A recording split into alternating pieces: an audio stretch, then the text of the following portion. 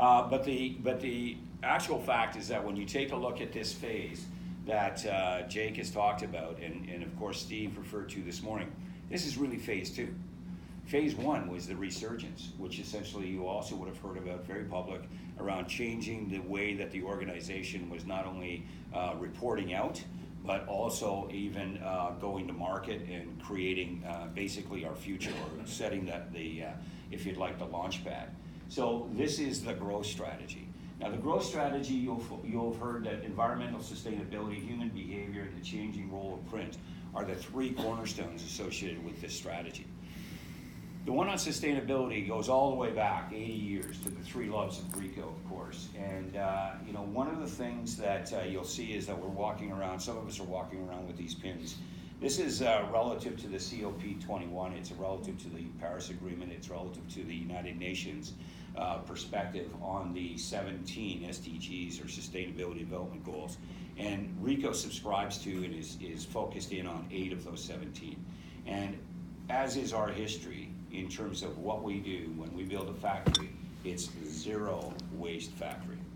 It's always been that way in our mentality. I've been to Japan, some of you may have been there. You see that we're using energy from fallen logs that we have been able to chip up and burn and create energy out in order to run a factory, for example. So it's a very deeply rooted belief system within the organization around sustainability. So no doubt that it's still a cornerstone of where it is and what it is we're talking about relative to growth in this next stage. Human behavior really refers to a lot of the things that Terry talked about this morning. The changing ways that humans, and we don't just refer to the big game changers as millennials anymore, because older people are all obviously adopting the technology as we go along here. All of us are changing our behaviors in terms of how we go about, whether it's in our personal businesses or or our personal lives or in our businesses, how we go about managing our interactions with people, our acquisitions, or anything of that nature. How many here would often buy something from Amazon, for example? So most of us, right? And so I think that there were clear-cut explanations as well as examples that Terry used this morning of how those changes are taking effect. Well, we're looking at that human behavior change and figuring that into our game plan as it relates to the ultimate strategies that we're developing for the future of growth. And the last one is the changing role of print, because we're never going to get away from print. Ricoh will always be known for what we do in the print marketplace. We're pretty convinced of that. But as we move into other areas that are adjacent to print, and I'll talk about some in a second, it's really very important for us to understand what is in fact changing. And Steve spoke about this a little this morning, about where and how people will utilize what we may not even perceive as print today in a manner that actually changes the way we do things, such as packaging. He talked about wallpaper. I thought that was a great example earlier today, Steve, in terms of nobody got my joke. Relate to that. Nobody got my joke about looking behind the walls. Yeah, nobody got that one.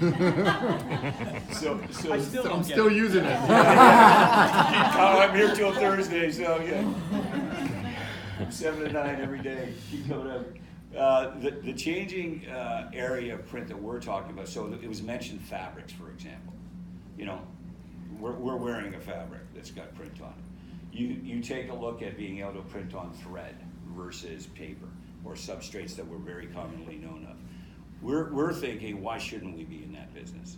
Why couldn't we be in that business? And from a long way back, getting involved in high-speed production print through acquisitions was a brilliant move, in my opinion, simply because it now allowed us to go from soup to nuts relative to the print business, learn a ton from the players that in fact were in that business, including Hitachi, IBM, and others. And so consequently, when you start to tie in the software that goes along with it, you can just imagine where this could go.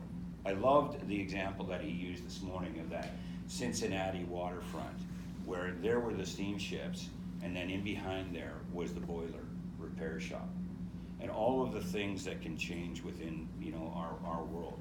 And we're predicting over the course of the next 3 to 5 years, the changes that we will see in this environment especially will be so substantial that there will be disruption in businesses, no question about it.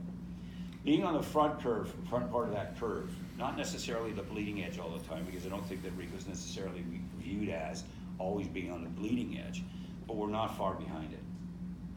Thinking about all of the things that you were talking about earlier today, Steve, that we're working on that are maybe futuristic, but are only 3 years away, 2 years away, maybe 5 years away. I thought it was a particularly good address by Terry on how we fit into the equation. So despite the fact that we still love the fight on a day-to-day basis in the marketplace as it relates to print, we're also thinking about a lot of other things way ahead of the curve in terms of what it's going to mean for our customers, what it's going to mean for the markets, what it's going to mean for our employees, and ultimately what it's going to mean